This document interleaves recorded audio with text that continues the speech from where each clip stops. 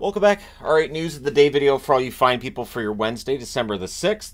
Starting off with, from last night's games, we've seen a fine handed out. Jake Walman fined for a high stick on Buffalo's Jeff Skinner last night. So, again, with it being a fine, not a suspension, for anybody who wanted a suspension, it doesn't happen. And for anybody who thought, it's not that bad, then the fine's going to be aggravating. So, and there you go. And of course, the fine is not an amount of money that would necessarily bother a hockey player. So, yeah, fine time. All right, Board of Governors meetings. So, we always want to know what Gary has to say. As much as people may not like Gary, whatever he has to say is usually of some importance for us as hockey fans. And he's optimistic about a return of an in-season best-on-best tournament, but the next World Cup, which would be February of 2025, it doesn't sound like it's going to be a very involved World Cup, and I'm not sure why you'd call it a World Cup if it's only going to have 4 countries. And those 4 countries likely Canada, the United States, Sweden, and Finland. So Czech, Russian, Slovak, whoever else, you have that time off, I guess.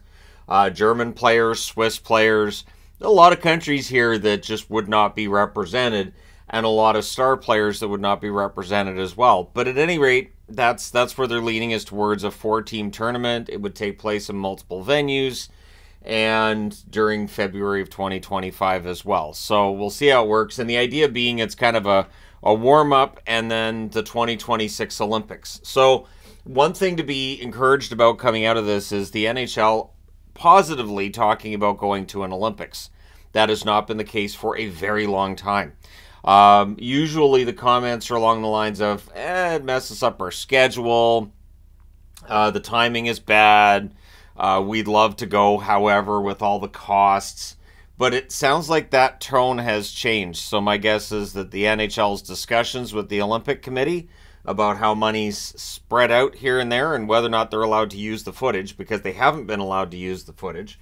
Maybe those conversations have started to go the NHL's way, and they're starting to see that that this could be very beneficial to the National Hockey League. And then what Bettman says they want to do is have the World Cup every second year and in the non-Olympic years. So you'd have the Olympics in 2026 and 2030, and then in 2028 you have a World Cup, which he says he hopes would be a full World Cup. So the plan is to have a tournament every other year.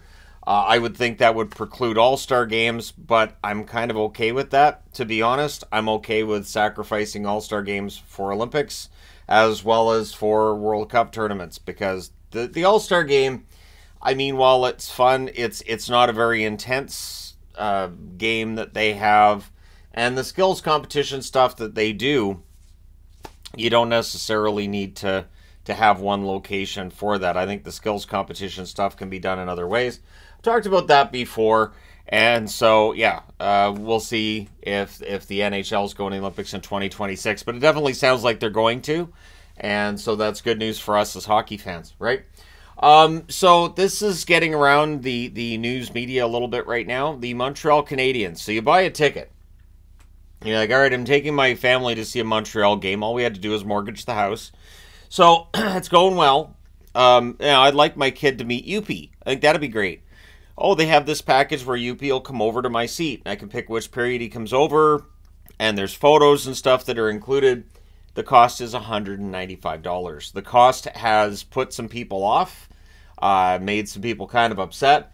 After it came out that, people weren't happy about this, a note was added to that $195 charge that the proceeds go to charity. And I have no reason to think that they weren't going to charity anyways.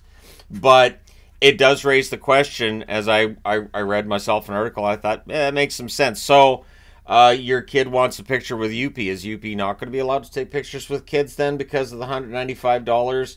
I would go further. I don't think there's any chance that Youppi would be telling kids no, and people would be around Youppi as handlers going, hey, you got to pay your money, kid. But I think what could happen is people who just paid $195, seeing Youppi then leaving the section, maybe he stops and takes pictures with another kid, and you find out that kid didn't pay a cent. That's where I think you might have an issue, is if there's pictures taken with the mascot where they haven't paid, because the mascot in the outfit is the guy in the mascot outfit is a decent guy. He's like, yeah, no, I'll take pictures with the kids. So that's where I think it's interesting. Is not really the $195 charge as much as no, he's obviously going to pose for pictures with other people too.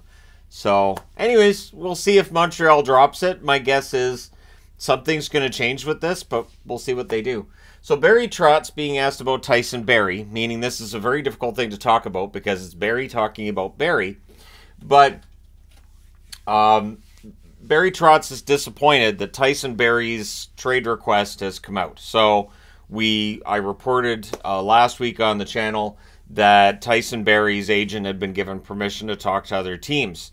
Barry Trotz is very disappointed that came out. He said there were 4 people that knew that that was the case. It was a very small group. But like I said, I've said this before, once all this gets out, like people in hockey gossip. It's what people in hockey do.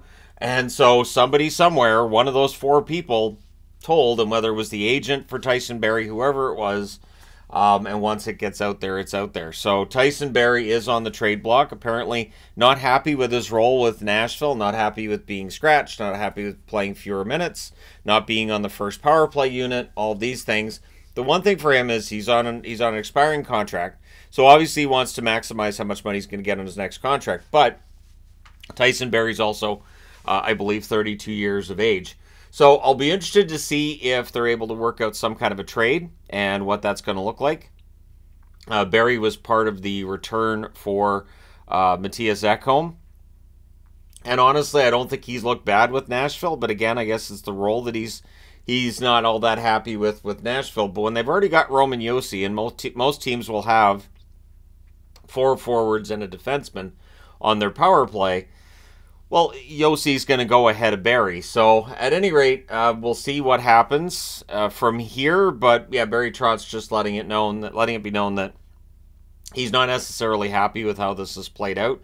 It's one of those welcome to being a GM moments, I guess. But, yeah, so I guess they're still going to be looking to make a trade. Tyson Barry looked good in last night's game, got an assist. So, we'll see, again, what happens from here. Jared Tenorti, who I believe was a Nashville Predator at one point. Now, of course, Chicago Blackhawk. He's in concussion protocol. I feel bad for Jared Tenorti. His name is Tenorti. His dad, one of my favorite hockey players, was very often injured. And it was the style of hockey that Mark Tenorti played as a defenseman. It is the style of play Jared Tenorti has as a defenseman that also leads to injuries. It's just how that works. But yeah, he's in concussion protocol now. We'll see how long he's out for. Hopefully not for very long. I don't think this is his first concussion, though. So for Tenorti, this is obviously not optimal.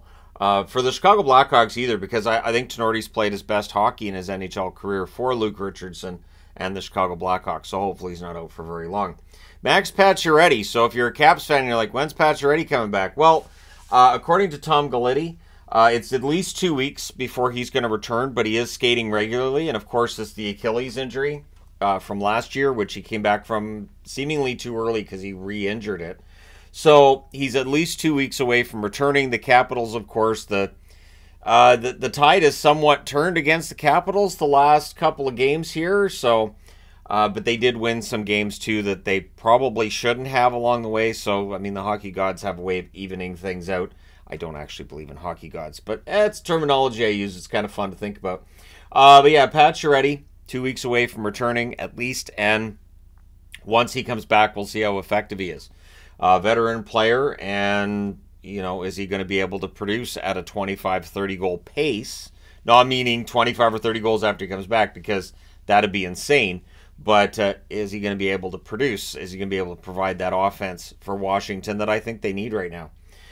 So I don't know what to make of this news other than it's interesting, it's eyebrow-raising. Jacques Martin has been hired by the Ottawa Senators as a senior advisor to the coaching staff. So Ottawa's back at 500. They're 10-10 with last night's win over the Rangers. Things are good, not great with the Ottawa Senators right now. And there's definitely been a lot of talk about DJ Smith and whether or not he should remain in the job as head coach. And the hiring of Jacques Martin, I don't think is going to alleviate speculation about the future for DJ Smith. Jacques Martin's been a head coach at the National Hockey League level before, and it does kind of feel like, if things go south with Ottawa, that Either maybe he ends up being an interim coach. Maybe he becomes a guy that's helping them search for a new coach. Maybe at this point in time in his life, Jacques Martin's not interested in being a head coach at the NHL level. He's like, I'll be an advisor. But it is interesting to see somebody brought in as an advisor to the coaching staff, because it's possible. It's possible we see a change with Ottawa's coaching if things don't really turn around and we don't see them in a playoff spot. I would say by Christmas. We may very well be looking at a move, if not before that, right? So let me know your thoughts in the comment section below. How do you see the Jacques Martin hiring? And how do you feel about the upcoming World Cup? Because to me, the 2025 one, if it's just the 4 countries, I don't know how excited we're going to get about a 4-country tournament. Canada, US, Sweden, and Finland. So do you still have gold medal, silver medal, bronze medal? Because then there'd be 1 country out of 4 that doesn't get a medal. That seems kind of rude. Give them a maple leaf medal. I don't know, like something for 4th. I don't know what would be, like a copper medal. What would be under bronze? Copper medal. Yeah, we'll make up a medal. Fourth place is the copper medal. So that way everybody gets a medal. You just bring all the players out, all 4 teams. I don't know, but as a warm up for the Olympics, yeah, it works. But let me know your thoughts about that in the comment section below. I will say, the Arizona Coyotes did tweet out like a little image that says like eyeballs and new arena with question mark, and it's all caps. So I may have something to talk about with the Arizona Coyotes later today or soon. I don't know, because it's just so vague. And everything else I looked up on it was basically over the next few weeks to month and a half, they could be announcing something with an arena. But all of a sudden it's on their Twitter, so maybe they're going to announce something today. Anyway, we'll see. But let me know your thoughts. Hit like and subscribe if you haven't done so already. Thank you guys so much for watching, for all your support. I will talk to you again soon.